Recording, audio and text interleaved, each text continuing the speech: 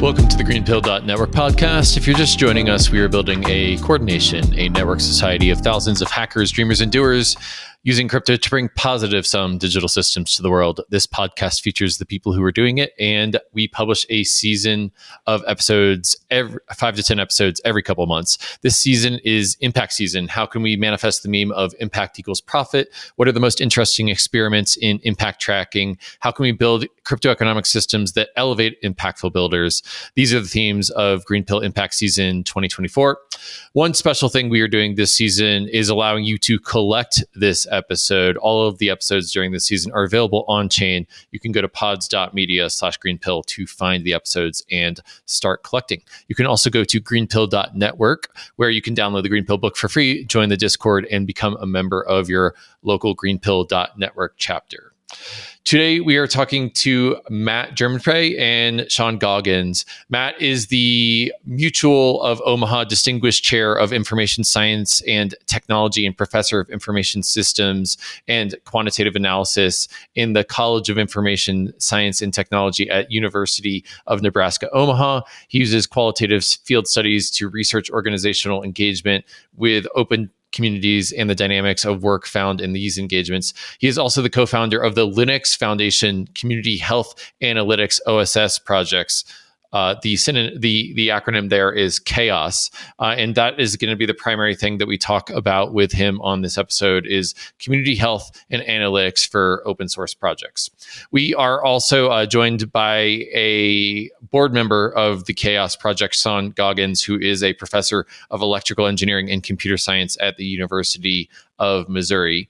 This episode, I think, is a fun episode because we are talking about traditional open source software, the Linux Foundation and the Linux ecosystem, and how they think about community health analytics. And this is a really fun episode because my co-host, Carl, is working on OS Observer, which is a project that is doing analytics for Web3 open source project. All right. What did you think of this episode, Carl? I thought it was really cool to hear about all of the different ways that they've tried to track both the health of open source projects, the ecosystem impact, the way that they've tried to actually motivate new contributors.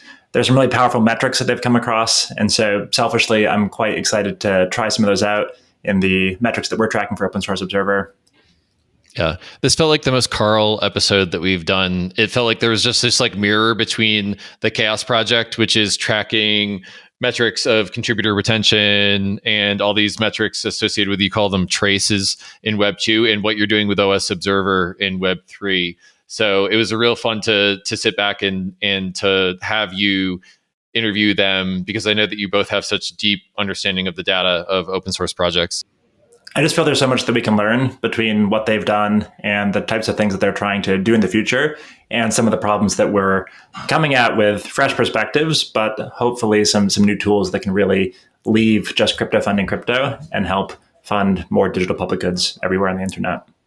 Yeah. Was there anything you think listeners should be listening for as they go into this episode with Matt and Sean? The only thing I'd ask is that people actually take some time to check out the CHAOSS website. Hopefully we can include some links to the landing page there, explore some of the metrics, see some of the ways that they're trying to measure the health of open source software projects. If anyone's interested in that type of thing, I think CHAOSS is an incredible resource. Yeah, for sure. So there's a link in the show notes, but CHAOSS.community is the website. So community health analytics in open source software. Good meme, strong meme game for CHAOSS. So that's where you can check out the website. Alrighty. Well, without further ado, we give you Matt and Sean of CHAOSS. Okay. Hey, Matt. Hey, Sean. How you doing? Good. Nice to be here. Good. Great to be Glad here. to have you. And of course, you've got my co-host, Carl. What's up, Carl? Hey, everyone. Great to be here. All right, Carl, we've done a couple episodes together, so I'm going to give you the first question on this episode. Go ahead. All right. So we're joined by Sean and Matt from the CHAOSS community. And I think it'd be great just to begin by understanding a little bit more about what CHAOSS stands for, the history of the organization, and where the community is today. Sure, I can take a first pass at that. So the CHAOSS project, it stands for Community Health Analytics Open Source Software. The project has been around for probably about 7 or 8 years. Started as a Linux Foundation project, so kind of The start of the project was a Birds of a Feather session at Linux Foundation conference in Tahoe, where we just kind of went down to the basement and were wondering if any company had any interest in the health of the open source projects that they rely on. And health in this case meaning, if a project fails, that's usually pretty bad for a company. And so just trying to get some insight as to how long a project may be around, or how healthy it is, or how toxic it may be, whatever insight it is that you're looking for. This Birds of a Feather session, I'd say probably about 50 people showed up from a variety of different large IT companies. So we realized that this was a real issue for a lot of people. So we started the project, kind of at the LF. We've been supported by the Alfred Sloan Foundation since the start of the project as well. And I think really the hope there is to understand how we can support critical digital infrastructure that we all rely on. Because again, if that infrastructure fails in any way, that can have cascading effects downstream for a lot of people. Sean, you want to add anything? I think when we talk about that critical digital infrastructure, and I contrast it with some of the topics that are going to be discussed here in a minute, I think one thing to note is that the Linux Foundation is largely composed of companies who write software and deploy technology and resell it, even if it's developed under an open source umbrella. So what is critical in that context is fairly clear to all the people involved. And that, I think, might be a little bit distinguishable, or a distinct characteristic of the Linux Foundation's scope compared to the things that you all might be concerned about. And based on some of the lessons that you had prior to starting CHAOSS, why were projects failing? What were some of the warning signs and some of the things you were trying to identify? I guess we'll send that one to Sean. Yeah, I don't know that there were a ton of projects that were failing. I think it's more accurate to say that a lot of companies were investing a lot in open source without having a clear and consistent way of measuring it. So basic things like, how do we count commits, were not agreed upon across the Linux Foundation universe. And one of the first things that we did is create what I would call a taxonomy of basic things that are used in the development of open source software: issues, commits, pull requests, and defining how to measure those things. And through those measurements, I think companies are now able to look at open source projects and evaluate their comparative health in the context where they use those projects or contribute to them in a way that wasn't possible 7 or 8 years ago. Sean makes a fair point that it's not about necessarily a project that just fails and vanishes and is gone forever. It may be a failure in the security of an upstream project that is being relied on, an incompatibility and licensing of an upstream project that's being relied on.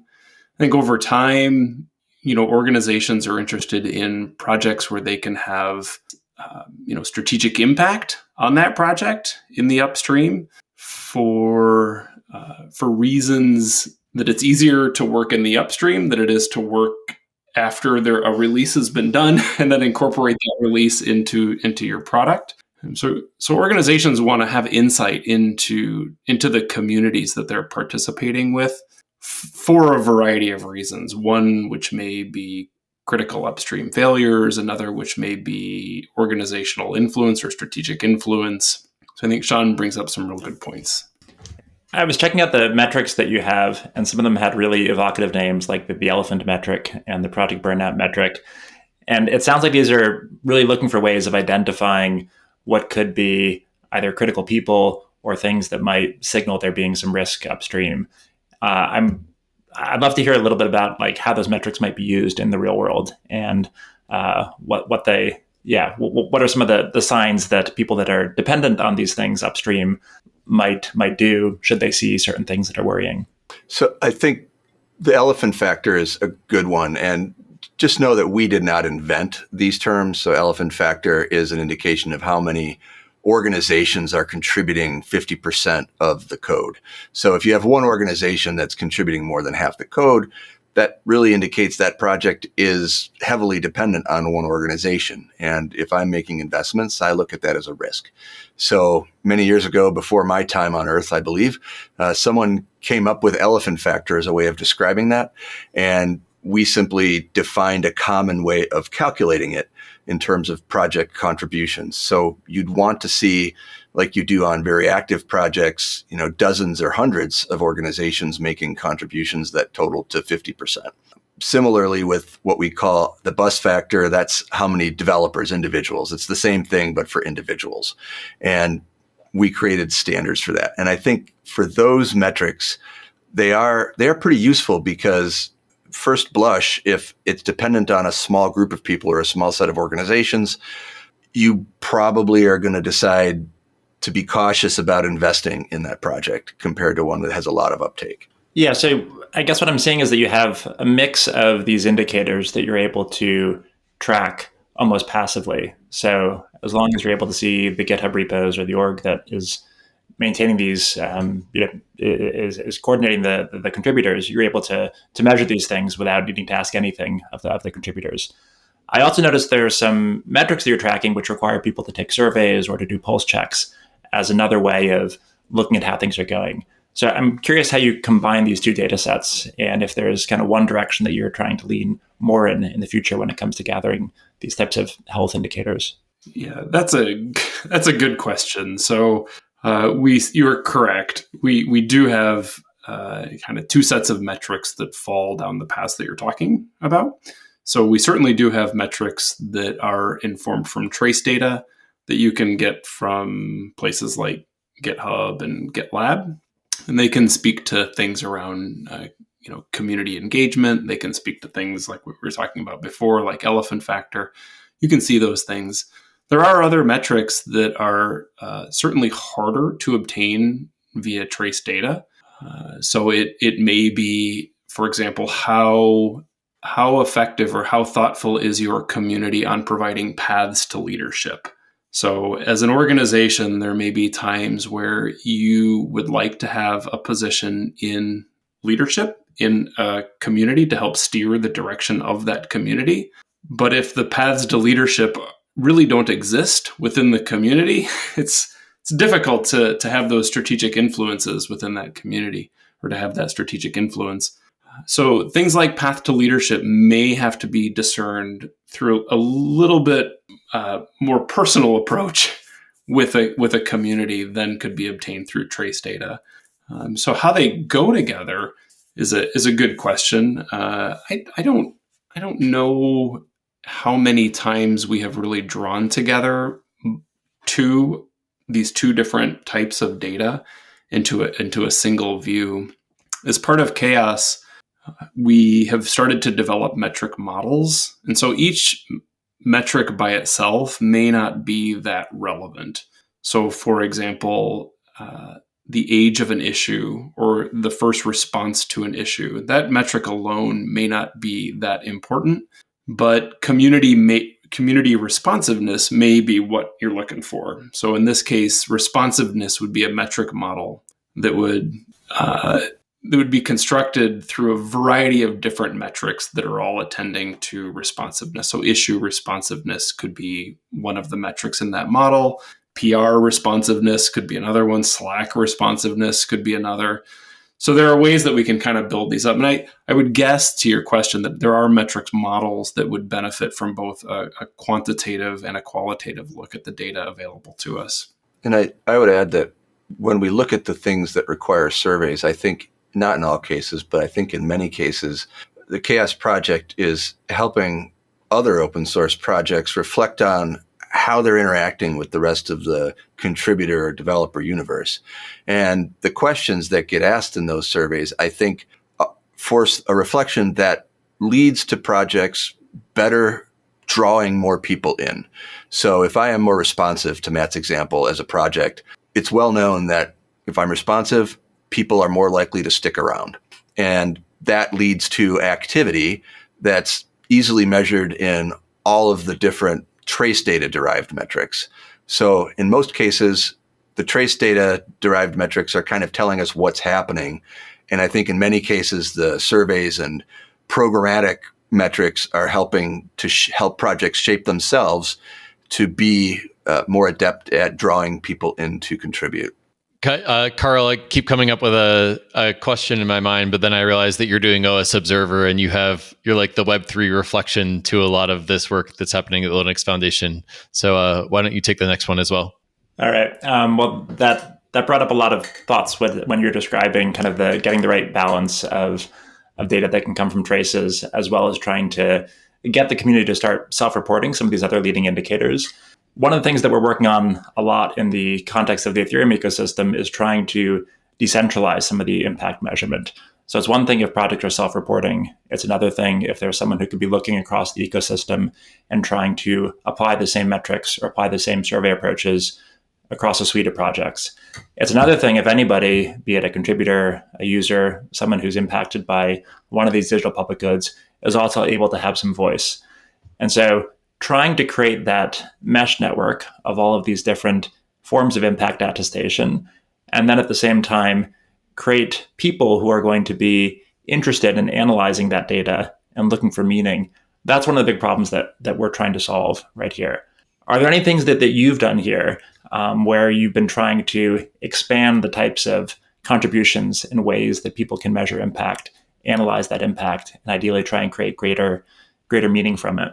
One thing that I think that the CHAOSS project does well is help to measure that impact after the fact and guide projects to do better in those antecedent things. So have we done case studies following from beginning to end? I think from the perspective of the CHAOSS project in a classic software metaphor of eating your own dog food, we did a reflection on how do we become a more inclusive project and draw in people from different parts of the world. And as we started that, we started to engage with an organization that emerged in Africa called CHAOSS Africa Now, which has been with us, I think, close to 2 years. And by reflecting on our own inclusivity and how we draw participation in from around the world, we happened to run into, I think, to some extent by accident, some really great people in the CHAOSS Africa community who really created this entirely new branch of CHAOSS and has contributed significantly to the growth of the CHAOSS project itself. So some of what we've learned by reflecting on our own activity is that when you do that, also be listening for the opportunities to engage with new groups, because they probably won't come from where you imagined that they would. I don't think we would have ever thought that CHAOSS Africa would become as big of a part of our community as it has become. And I think part of it is that reflection that we did, and part of it is being open to what really happened and who really came, as opposed to having any preset notion of how that was going to occur. I'll make a comment here too, Carl. So I think one of the things that you raise in metrics is something that we've kind of seen over the last couple of years, which is there are metrics that can kind of provide it's almost a retrospective look on the community. So when you're looking at trace data, you're looking at historical data, and you're seeing what has been in the community. And there are great things that you can understand about that. Some of the efforts that we've been focused on more recently are putting metrics in front of people to ask them to reflect on them, where we have no real measure of success or not success that can be defined by the individuals in the community. And so even just later this week, we're going to be releasing a project badging initiative where we ask communities to include a DEI.md file that asks the communities to reflect on 4 CHAOSS metrics. So it's different than looking at it historically, and it's really trying to put a reflection on these metrics out in front of people. And it's interesting because a lot of those metrics are ones that we can't measure through trace data. And the evaluation of those metrics is meant to come from the community members themselves. So if a community puts forward a response to these 4 particular metrics and the community doesn't agree that that's how they're actually approaching them, a conversation can occur there, and it's not really our responsibility to sort that out. But our goal is to really get people to reflect on these metrics within their own community. So it's an interesting question. You brought up community there, and one of the big challenges that we find in the space is trying to determine what are the boundaries of a community and how to get people to show up and convene and be net positive to the conversations that you want to have and that affect the stakeholders. How have you gone about shaping your community, and what are the different touch points that you have for engaging the right people? Sure. Community is hard. People are very difficult. And so building community is a real challenge. So I definitely hear you on that. A couple things we do have through the Sloan Foundation, we have been able to hire a community manager, Elizabeth Barron, who has helped really kind of organize the work around community and community growth and community management. So we've been real lucky in that regard. I think some of the things that we find is to continue to push our conversations out into the open. It's really easy to back channel conversations, which isn't a real good community strategy. We continue to focus on the newcomer experience. We have found that there are simply a lot of people who want to be involved in a particular large domain, whether it's say crypto or whether it's open source or whatever it might be. They just want to be involved. And sometimes CHAOSS can simply serve as an opportunity to get involved in that. That sometimes people's interest is not necessarily in open source community health as our specific niche in the CHAOSS project, but they're just interested in open source in general. So providing a path for that. So I think those are really important characteristics for us from a community perspective. And I'll also point out, and then I'll turn it over to Sean, but Sean had pointed out using trace data to understand second contributions is a real important indicator of kind of stickiness or people sticking around your community. One-time contributions are great, but they're not necessarily real indicative of your community overall. And I certainly agree with that. I think that as we talk about, building that community, the second contribution that a person makes is the first signal that you're getting some of what Matt described as that stickiness. And knowing what your uptake is and being able to compare that to other projects that you're familiar with from either an ecosystem perspective where you look at the full stack of all the things that you need to deploy, and you can look across all the different projects in that stack to see where things are most sticky and possibly try to learn from those projects. You can also look at it from a competitive perspective, which some people do, where if I can identify the 5 or 6 projects in a particular technology space, doing a comparison of that second contributor or the second contribution is a good way of kind of understanding the relative uptake of new contributors. I think it's also useful to point out that some of the biggest projects in open source and Linux Foundation today, like the Kubernetes project, it started as a project inside of Google, and then they open sourced it. And making it a community project was really important because having buy-in from across that technology space into this tool or this piece of infrastructure that everyone needed was important for its success. I think there are other examples of projects that use maybe a less community-oriented approach and have a more controlled set of core contributors that are technically, sustained and successful. So I think community development is really critical at some scale where you want to include lots of people because you recognize that all those perspectives are essential to your success. I think there are other kinds of more narrow technologies or technologies that perhaps aren't as much a part of a core infrastructure as they are sort of a niche in the stack that can survive with smaller groups of contributors. Yeah, I'll just add one thing. So I think it's important to note too that not all communities need to be big.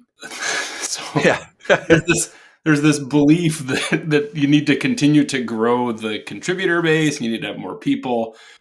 So just kind of keep that in mind. Just find that right balance on what is a good contributor group for you, and then foster that group the best that you can. Yeah, the larger the group of people you're trying to sustain, the more work goes into sustaining it. Yeah, I'd love to actually put Kevin on the spot here and ask you to share a little bit about some of your experiences getting communities to form around different projects and how things change when funding is added to the mix. Yeah, for sure.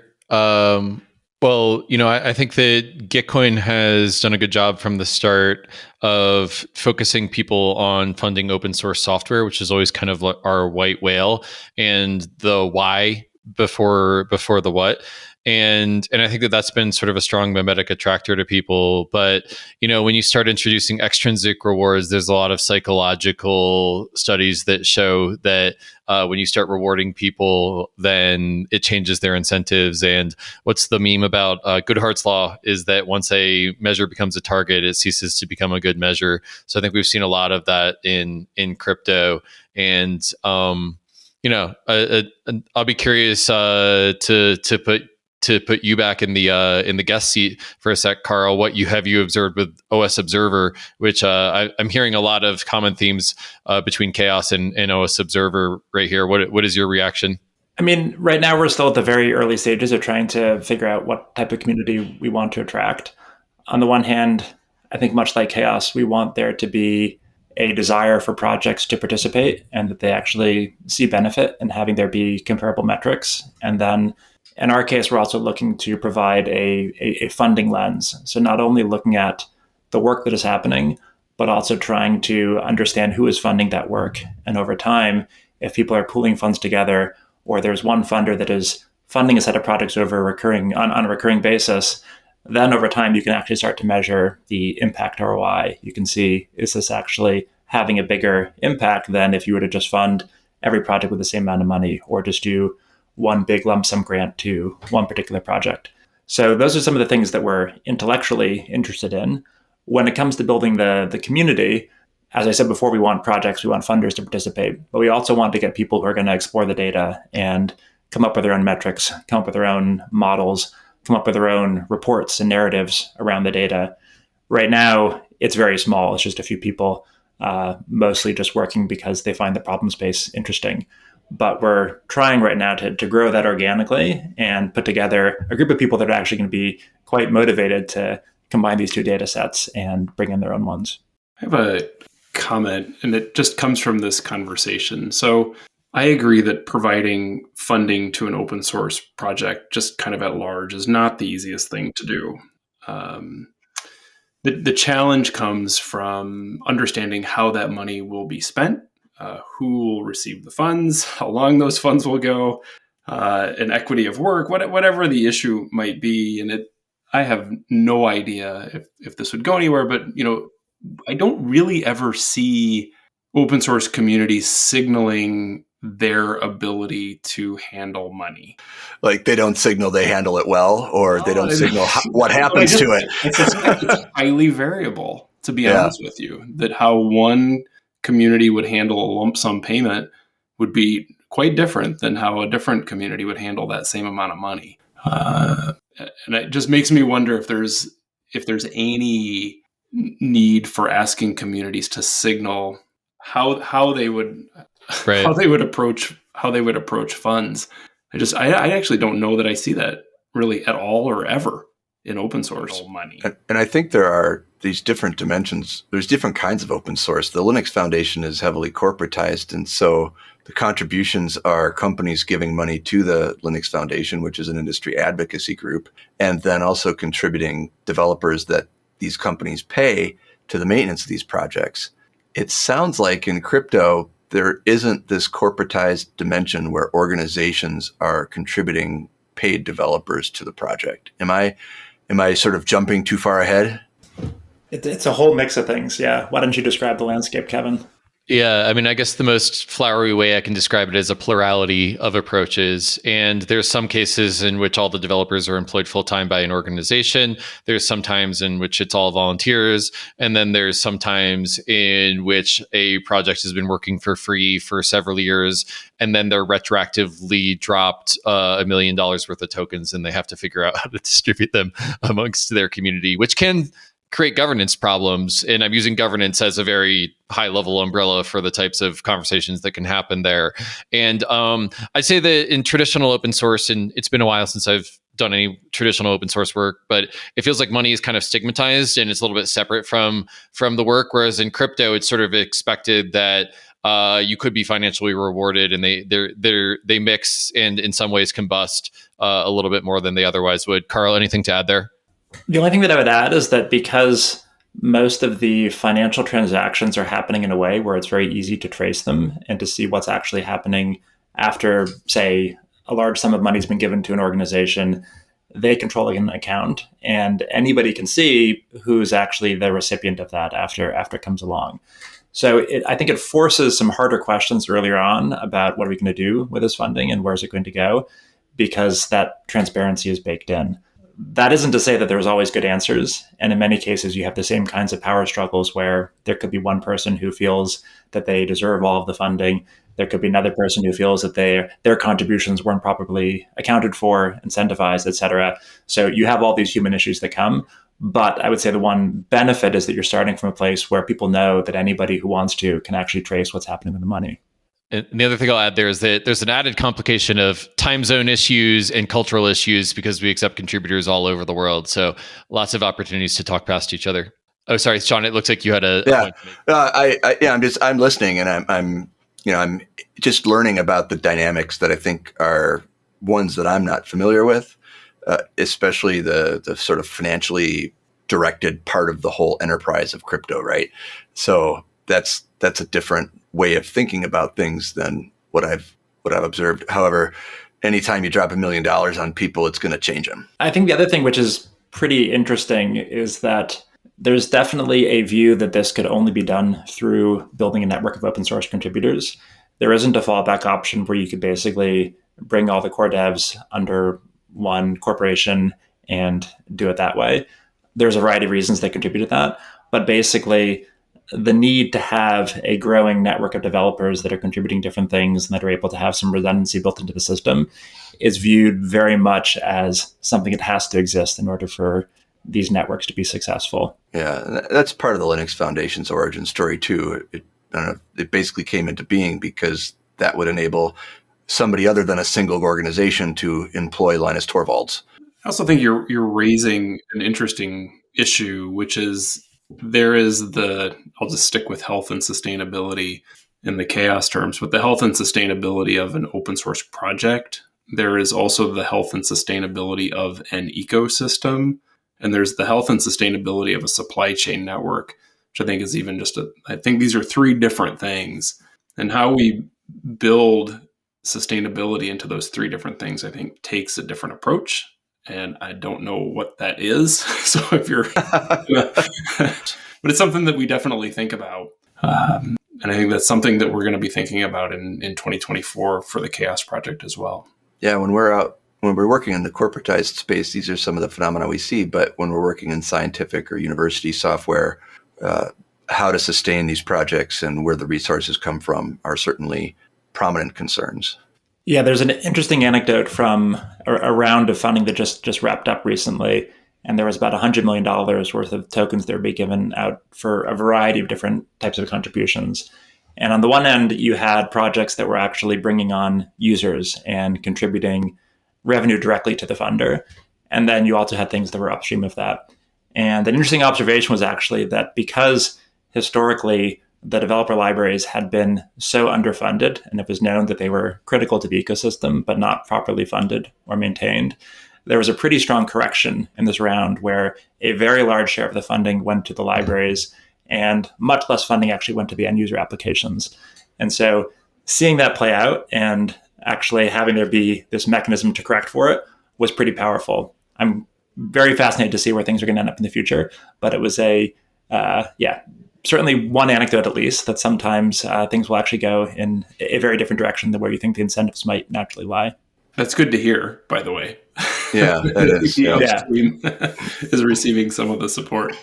And interesting, those are oftentimes the very small projects that nobody sees or talks about on a day-to-day basis, but incorporates all the time. So that's cool that visibility was there.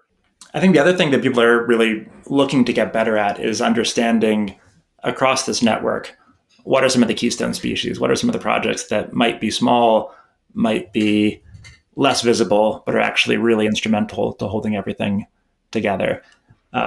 I don't think we have any good answers right now, but the idea that the overall health of the ecosystem requires there to be good interactions between a number of projects and contributors, and it might not just be a linear dependency flow, is one of the things that we're really excited to explore. There have been efforts in the open source space around core infrastructure initiative from a while ago, and the census report that I think Harvard has been leading can provide some insight there as well. So if this is the only reason I mention these is if these are a path that you're looking at exploring, those might be good places to start.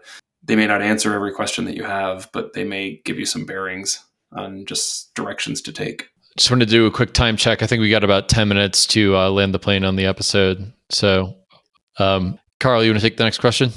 I guess let's pivot back to just the question of funding open source software.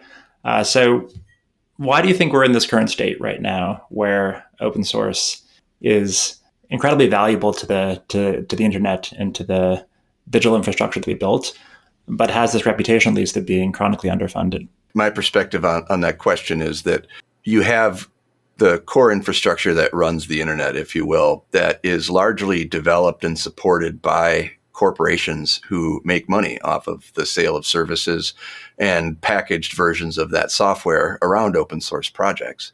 And those kinds of projects are sort of easy to see, easy to identify, and they're run by technology companies who understand how software works.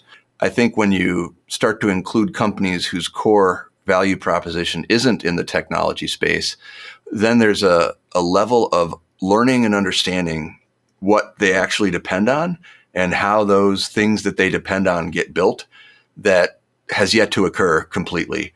So the more that a company is on the consumer side or an organization's on that consumer side, I think it's more likely that they don't have a full comprehension of what it costs to keep all the things they rely on running. I think my response to that question is our understanding of the criticality of software, honestly, is not that old. So it's excellent point. And the scale of open source is so immense that these two things just haven't come in line with one another yet. I do think there's increased pressure at the moment through, is it the CISA reports, the Cybersecurity Infrastructure Security Act stuff? Those reports are, I think, putting pressure on people to really explore the supply chain. But I honestly just think it's a timing issue, that the reality of how critical this stuff is and the volume of it that exists, they just haven't come in line with one another quite yet. Yeah, there's an old axiom that technology tends to lead our ability to deal with it by about 15 years. So where do you think we are in that cycle? Do you think we're going to be coming up to the point where we actually start valuing these things, or we have another 15 years to underfund these things? It's an interesting question. I'm not quite sure that we know who needs to apply the pressure to fix these things yet. So is it pressure on the upstream communities? Is it pressure on the organizations that ship product? Is it on the foundations that support these? I'm not quite sure we know where that is going to be applied. I don't think it'll take 15 years, but I still do think we need to sort out. And now that the US government is getting involved in this as well, that's going to apply pressure throughout the entire open source world, ecosystem, supply chains, projects. So I think still a lot has to be sorted out. Yeah, one thing I'll say here is that one of the motivations behind creating Open Source Observer, the products that we're working on, is to actually try and bridge the bit of the gap right now that we see between the crypto ecosystem or the Ethereum ecosystem and the more traditional, longer standing open source ecosystem. I think here what's powerful about what's happening in Ethereum is that there is a very strong desire from day one to build in a level of commitment to funding open source teams and upstream dependencies. And you see this in a variety of forms. So it can be everything from a project giving back a share of any revenue that they make or grants that they receive to all of their dependencies, to others actually working to create programmatic ways of ensuring that every time there's a transaction or something happens, a share goes into either grants pool or to fund some of the critical dependencies that they have. And so it's very interesting when you have a community which is in its early days building this in as a core value and trying to have as much experimentation as possible. So not so much a question, but a hope that we're actually able to come up with some new primitives and instruments that can transform how open source is funded across the internet. It's an interesting observation, and it's great to hear that that's being addressed right kind of at the outset. I wonder if I think about the evolution of open source coming really from the voluntaristic side of things and slowly evolving into this more industrialized or corporatized space, at least that particular segment of open source. I would say that the open source we see today clearly does have that history in volunteerism. And I'm wondering if that relationship has had an impact on where we are today. I don't know the answer to that. So it's interesting to see that in your particular segment, that's being addressed immediately. That's great. Well, I think we're getting towards the end of the episode, so I'd love to start thinking about wrapping up. I'm going to ask a completely open-ended question now, and that's, is there anything we didn't ask that you want to say? And maybe, Matt, I'll go to you first. Not really. This has been an interesting conversation. I think I have a lot of questions just kind of in my own mind that I need to reflect on. I'm curious where you all kind of see this going from your perspective, and what the things are that you're trying to overcome at the moment. I know you alluded to them, and then subsequently, like, how could we in the CHAOSS project kind of help in any way in that journey for you? You're the first person who has turned that open-ended question back on me as the host, so it's kind of a fun adventure. The thing that I think is interesting is the cultural difference between what we would call Web 2 or traditional open source and Web 3, which is kind of, got some crazy radical ideas with it, open source money being one of them. And I think that our hope is to fund open source software, and I think having internet native money to fund internet native projects feels like it makes sense to us. But I'm also aware that since SBF, everyone just hates crypto, and so not to turn it back on you again, but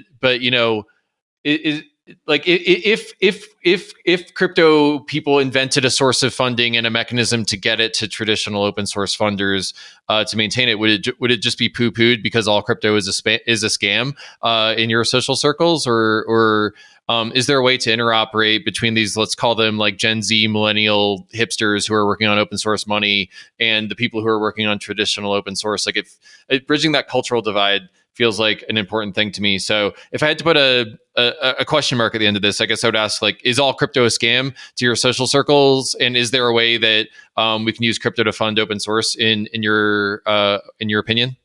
We have never addressed the scam question, at least in my world. So I can't answer that.